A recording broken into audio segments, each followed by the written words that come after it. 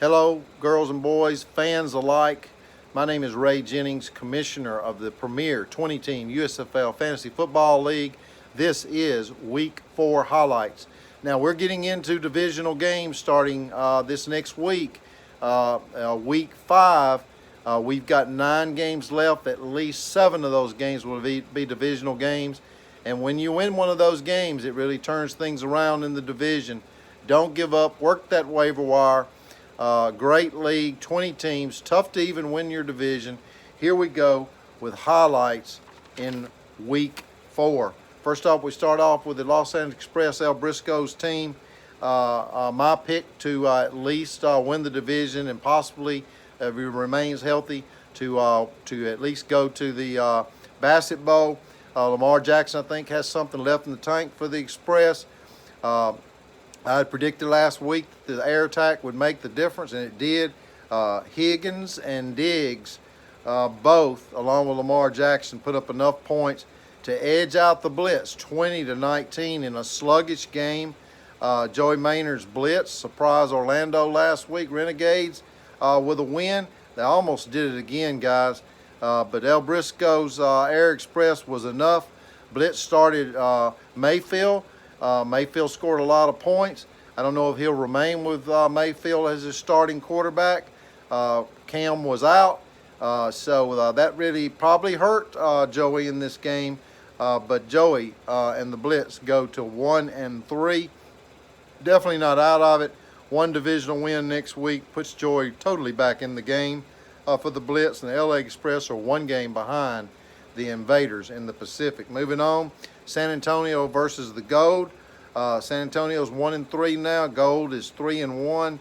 This game went down to the wire as well. Denver wins 23-21. Jake's Gunslingers put up a good fight, but the Gold just outlasted the Gunslingers.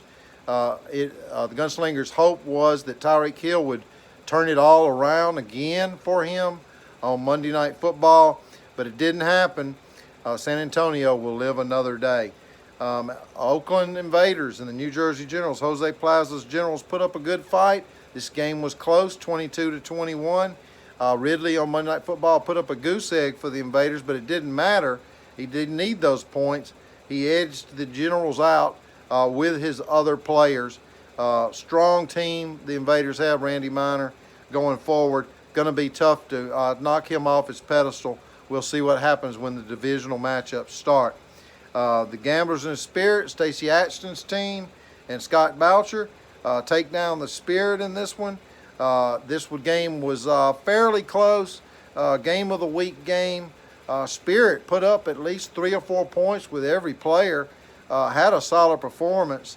I don't even know how they didn't score more points when I look at it, but the Gamblers just put up more points. They didn't need Hopkins. The Gamblers didn't need Hopkins to have a big day because Aaron Rodgers and Mixon, those two players scored 16 points. When that happens, it's hard to beat a team. But the Spirit did play well. They are 2-2 now in the Atlantic Division with John Pahala up top with his Pittsburgh Maulers. I do believe the Atlantic Division is the weakest division. We have 2 0-4 teams in that division, but with divisional play coming, I think things are going to really shake up in the Atlantic Division, which we'll share with some other games I'm going to discuss. The other game of the week was my celebrity game of the week. That was the Outlaws and the Renegades. Renegades, again, put up 29-plus points. Offensive juggernaut that Michael Rodriguez and Ron Freeman had put together. It was just too much. And the Outlaws had Juju and Johnson, both with the Pittsburgh Steelers, out because of the COVID and the reschedule of the game. That really hurt the Outlaws in this one, and it didn't hurt Michael Rodriguez Renegades to score 29-plus points in this game. Renegades win, go to 3-1. Outlaws are at the bottom of the Central. Again, I have to remind everyone, divisional games are going to make a big difference. Moving on, the Arizona Wranglers go into Federals and take them down convincingly, 30-16, the biggest butt whipping of the week. The Wranglers put together a second win to stay within reach of the divisional leading Invaders with their second victory in a row. Tom Brady and Kittle both with nice games. and that is what was the difference in that game. Arizona 2-2, Federals 0-4. Next game, Maulers and the Stallions. You know, I predicted in this game that the Stallions were going to go into town and go into Pittsburgh and steal that game. Didn't happen. It was actually the opposite. The Maulers picked up an individual defensive player at the last minute. They had Bush for Pittsburgh, who was not going to score any points because he wasn't playing. And even though he hated to let go of Bush, he did. He picked up Tyrann Mathieu. He had a pick six, and that was the difference, guys. Individual defensive players do make a difference strategically at all points of the game. Maulers go to 3-1 with a 21-20 win over Henry Rito and Joe Box Stallions in a really close one. I do still think the Stallions are the best 1-3 team in the league.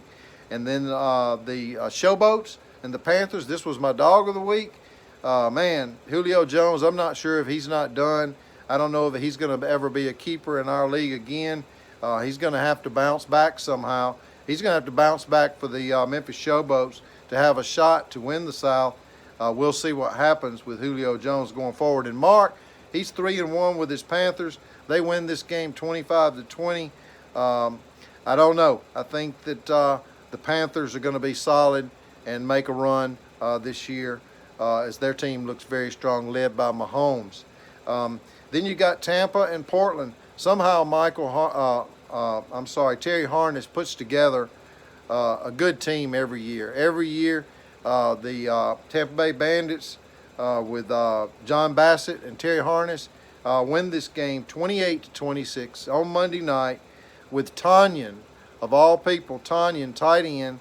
I don't know, Terry seems to have a knack. Terry Harness, owner of the Tampa Bay Bandits, seems to have a knack for tight ends. He got Waller a couple years ago. That led him to the Bassett Bowl, where he lost to the Federals. But Portland suffers a heartbreaking loss. Thought they had it won, but Tanyan was the difference for the Bandits. Portland goes to 1-3. Tampa 3-1. And finally, my upset of the week, the Bulls and the Stars. I was wrong. The Bulls win this game 26-24. I thought it was going to turn out the way I had predicted. Ken Dunnick and Michael Lanzalotti's team, I do think they are the best 0-4 team in the league. But Jacksonville Bulls, Phil Wilfong has put something together here. He's got Indianapolis's defense, and then of course Indianapolis's kicker did great. So his ancillary points were strong. And then Derek Carr led the pack with 7 points. I'm not sure how he got those 7 points, but he did. And Thielen had 5. All that added up, it was just too much. But Beckham is back, I believe, for the Stars. He will be a difference maker for the Stars. And again, as I had said, the Atlantic Division is weak enough where these 0-4 teams can make a comeback in divisional play. That's pretty much it with highlights, guys. I'll do previews week 5. We got Michael Rodriguez coming in, the Swami, to do week 6. So look forward to that. Again, divisional play starts. It's going to be all important. Any of you can go to the scoreboard or to any of the icons that are posted in the Fantasy Fan page. And when you do that, you not only go to that page in the league, but you can look at anything in the league and keep up with us. We encourage you to do that, all in fun, all for the USFL. Have a great week.